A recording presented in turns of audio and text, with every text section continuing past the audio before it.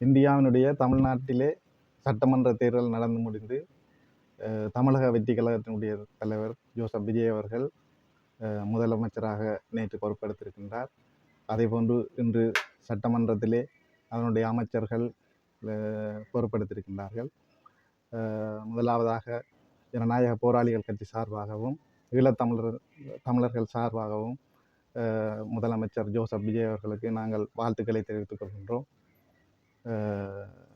இந்தியாவினுடைய சினிமா திரையுலக வரலாற்றிலே 1977ஆம் ஆண்டு எம்ஜிஆர் அவர்கள் முதலமைச்சராக வந்ததன் பின்னர் இன்று மீண்டும் ஒரு நடிகராக ஜோசப் விஜய் அவர்கள் இந்த அரசியலுக்குள் வந்து முதலமைச்சராக பொறுப்பெடுத்திருக்கின்றார். அதுவும்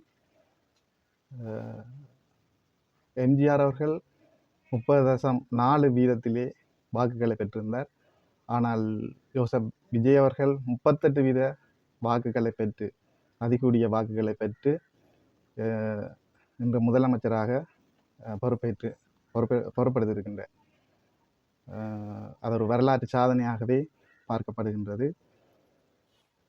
எங்களை பொறுத்தவரையிலே 2013ஆம் ஆண்டு தமிழக சட்டமன்றத்திலே முன்னாள் மறைந்த முதலமைச்சர் ஜெயலலிதா அம்மையார் அவர்கள் இருந்தபோது இலங்கையிலே இறுதி யுத்தத்திலே நடைபெற்றது ஒரு இனப்படுகொலை எனவும் இந்த இனப்படுகொலைக்கு சர்வதேச ரீதியாக சர்வதேச நீதிமன்றத்திலே இதுக்கான தீர்வை பெறுவதற்கு முயற்சி எடுக்க வேண்டும்.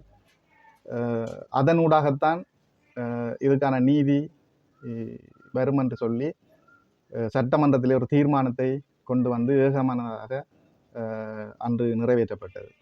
அதே போன்று தமிழர்களுக்குரிய நிரந்தர அரசியல் தீர்வு என்பது அது வந்து அதாவது இலங்கையிலே தமிழ் மக்கள் மட்டத்திலே ஒரு பொது வாக்கெடுப்பு நடத்தப்பட வேண்டும் என்றும் சட்டசபையிலே ஏகமனதாக எல்லா கட்சிகளுடைய ஒரு மனதான தீர்மானமாக அன்றைய காலத்திலே அது நிறைவேற்றப்பட்டது. ஆகவே எங்களுடைய தமிழ் மக்களுடைய அரசியல் பிரச்சனையிலே தற்போது பொறுப்பெடுத்திருக்கின்ற முதலமைச்சராக வந்திருக்கின்ற ஜோசப் விஜய் அவர்கள் நிச்சயமாக எங்களுடைய மக்களுடைய ஒரு நிரந்தர அரசியல் தீர்வுக்கான முயற்சியிலே ஈடுபட வேண்டும். அதே போன்று அதற்கான அழுத்தங்களை இந்தியாவுடைய மத்திய அரசாங்கத்துக்கு கொடுக்க வேண்டும் என நாங்கள் இந்த இடத்திலே கேட்டுக்கொள்கின்றோம். அதே போன்று நீண்ட காலமாக இலங்கையிலே எங்களுடைய தமிழ்நாட்டு மீனவர்களுக்கும் இலங்கை மீனவர்களுக்கும் இடையிலே இன்று வரை அந்த மீனவர்களுடைய பிரச்சனை ஒரு தீர்க்கப்படாத பிரச்சனையாகவே தொடர்ச்சியாக இருந்து வருகின்றது. இதனால் எங்களுடைய கடற்தொழிலாளர்கள் மிகவும் பாதிக்கப்பட்டு கொண்டிருக்கின்றார்கள். தொடர்ச்சியாக அவர்களுடைய தொழில்கள் வந்து அழிக்கப்பட்டு கொண்டிருக்கின்றது. இது ஒரு தீராத ஒரு பிரச்சனையாக எத்தனை ஆட்சியாளர்கள் மாறினான்னா ஒரு தீராத பிரச்சனையாகவே இது இருந்து கொண்டிருக்கின்றது. அந்த வகையிலே இப்போது பொறுப்பெடுத்திருக்கின்ற முதலமைச்சர் விஜய் அவர்கள் நிச்சயமாக இந்த எங்களுடைய மீனவர்களுடைய இந்த பிரச்சனையை தீர்த்து வைக்க வேண்டும் எனவும் நாங்கள் இந்த இடத்திலே கேட்டுக்கொள்கின்றோம். நாங்கள் எங்களுடைய மீனவர்களுடைய சொத்துக்கள் தொடர்ச்சியாக இந்திய மீனவர்களால் அழிக்கப்பட்டு கொண்டிருக்கின்றது. அவர்களுடைய வாழ்வாதாரம் பாதிக்கப்பட்டு கொண்டிருக்கிறது. எங்களுடைய கடல் வளங்கள் தடை செய்யப்பட்ட வலைகளை பயன்படுத்துவதன் ஊடாக எங்களுடைய கடல் வளங்கள் அழிக்கப்பட்டு கொண்டிருக்கின்றது. ஆகவே இதற்கான ஒரு நிரந்தரமான ஒரு தீர்வை ஒரு பொறுமுறையை